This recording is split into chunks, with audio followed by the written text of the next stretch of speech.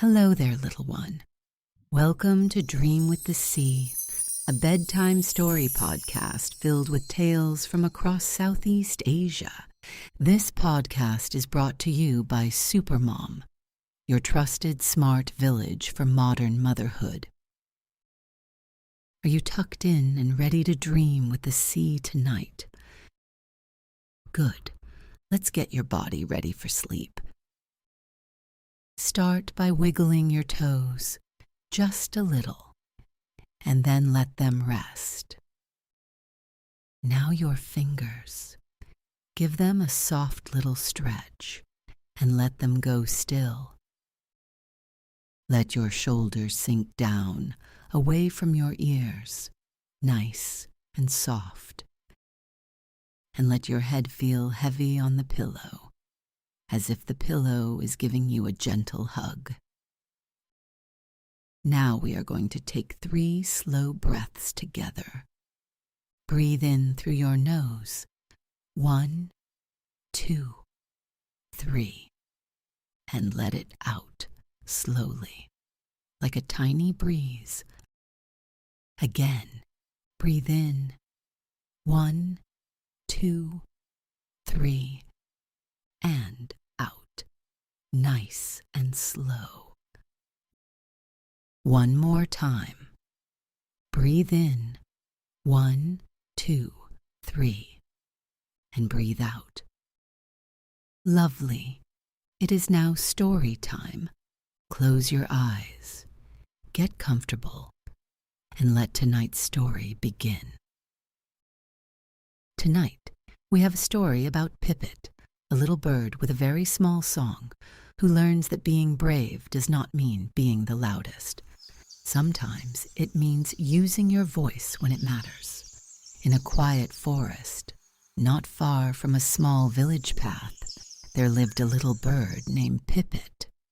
Pipit was small and brown, with soft feathers, tiny feet, and bright little eyes that noticed everything.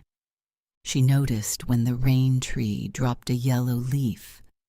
She noticed when the ants walked in a careful line across a stone. She noticed when the evening breeze moved through the banana leaves.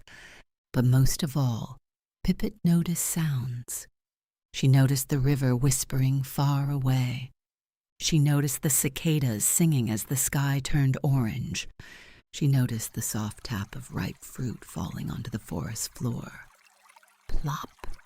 Pipit loved sounds, and Pipit had a song of her own. It was not big, it was not loud, it was a soft little song.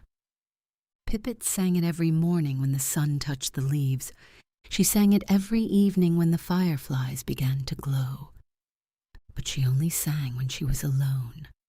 If any other bird came near, Pipit stopped. If Boo-rung the bird flew past, Pipit tucked her beak under her wing. If Merak the peacock spread his shiny feathers nearby, Pipit hid behind a leaf. If the parrots started singing together in the tall trees, Pipit became very quiet. "My song is too small," Pipit whispered to herself. "Nobody needs to hear it."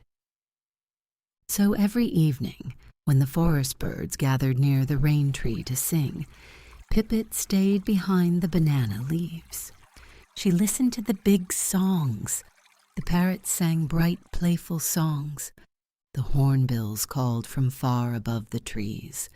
And Pipit hummed quietly to herself. Only the banana leaves heard her. One evening, the sky was soft and golden. The day had been warm, and the forest smelled of wet earth, flowers, and ripe fruit. Pipit sat on a low branch behind the banana leaves. The other birds were gathering near the rain tree. "Come sing with us, Pipit," called Boo-rung kindly. Pipit shook her head. "No, thank you," she said softly. "I will listen from here." "Your song is very sweet," said Boo-rung. Pipit looked down at her tiny feet. "It is too small," she whispered. Boo-rung did not laugh.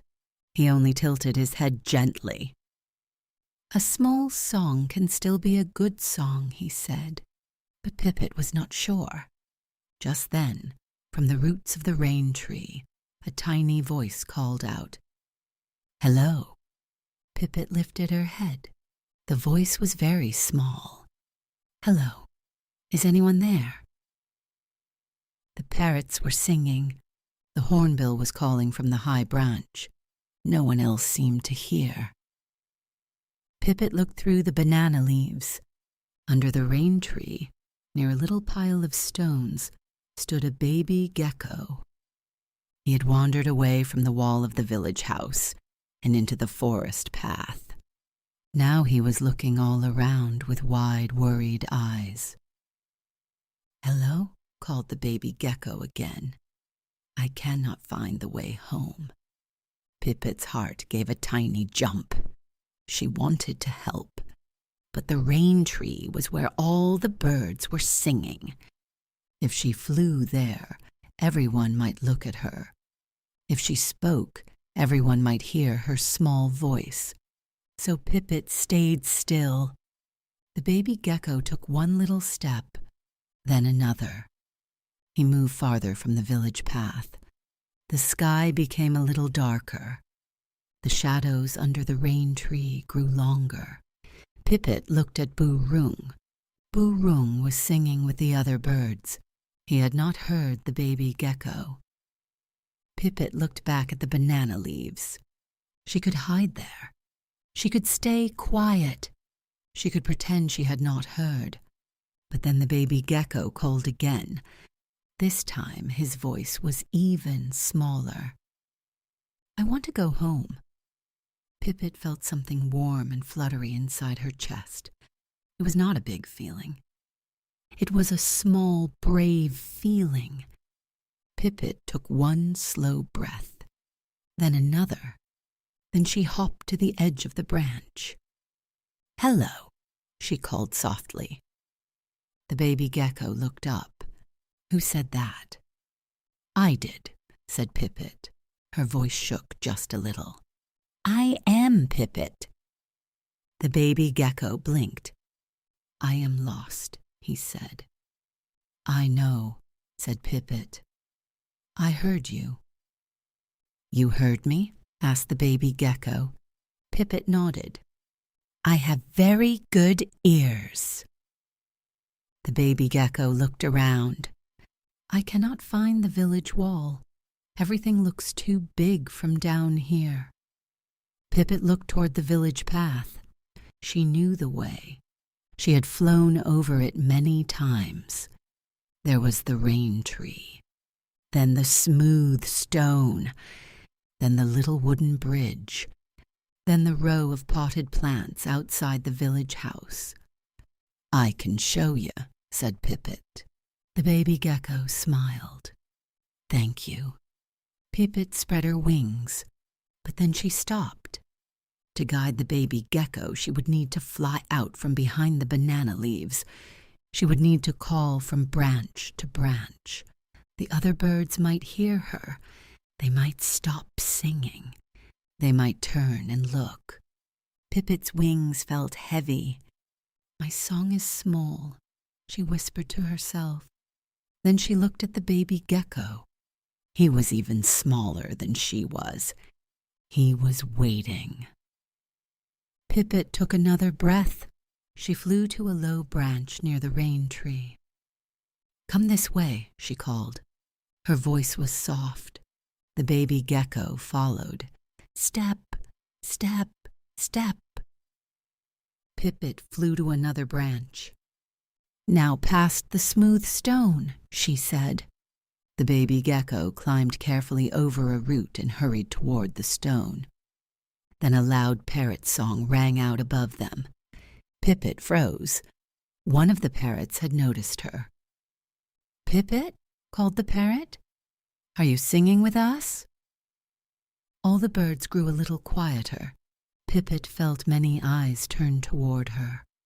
Her feathers fluffed up. She wanted to fly back to the banana leaves and hide. But below her, the baby gecko was waiting beside the stone. "Pipit," he called. "Which way now?" Pipit swallowed. Her voice felt small, but the baby gecko needed it. So Pipit lifted her head and sang softly. The baby gecko looked up. He followed the sound. Pipit flew to the little wooden bridge. She sang again. The forest became quieter. The parrot stopped singing.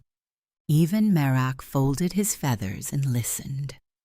Pipit's song floated through the evening air. It was not loud, but it was clear.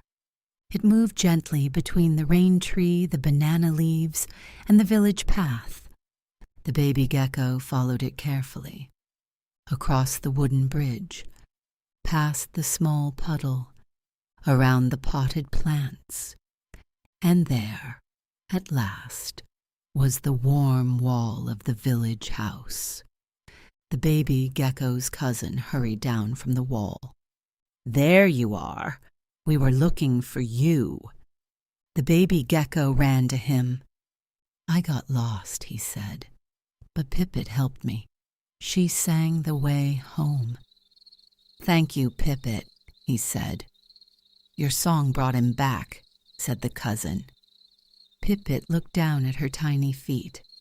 "My song is very small," she said. Boo-rung flew down and landed beside her.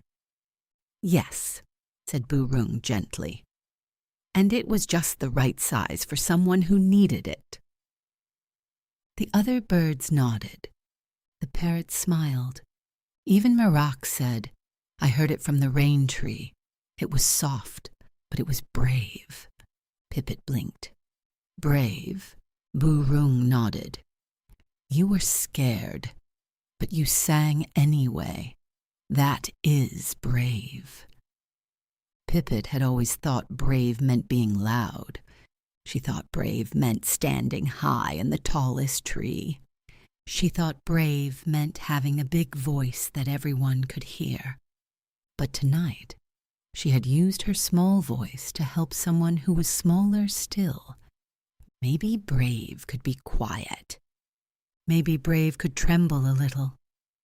Maybe brave could begin with one tiny song.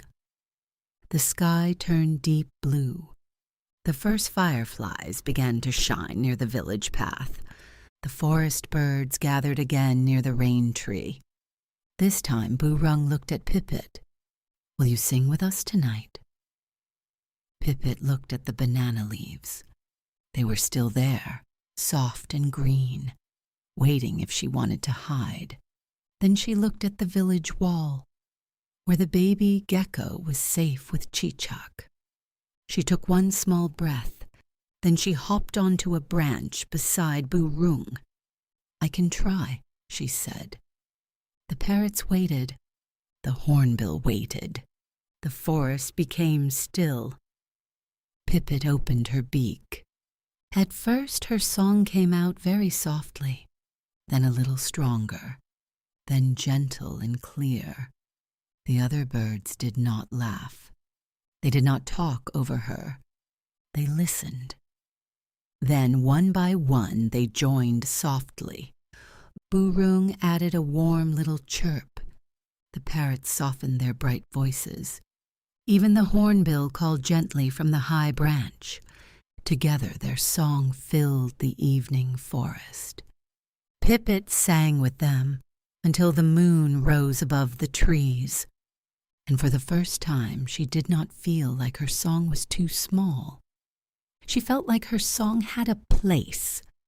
When the singing ended, Pipit tucked herself under a leaf near the rain tree.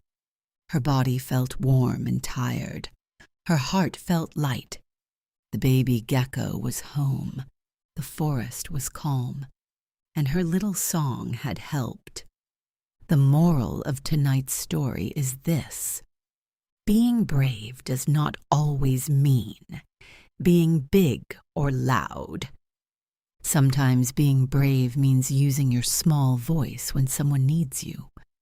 Sometimes it means trying even when your heart feels fluttery.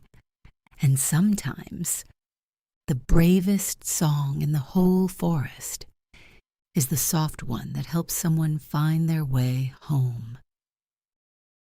That is all for tonight's story. Good night, sleep tight, and don't let the bed bugs bite.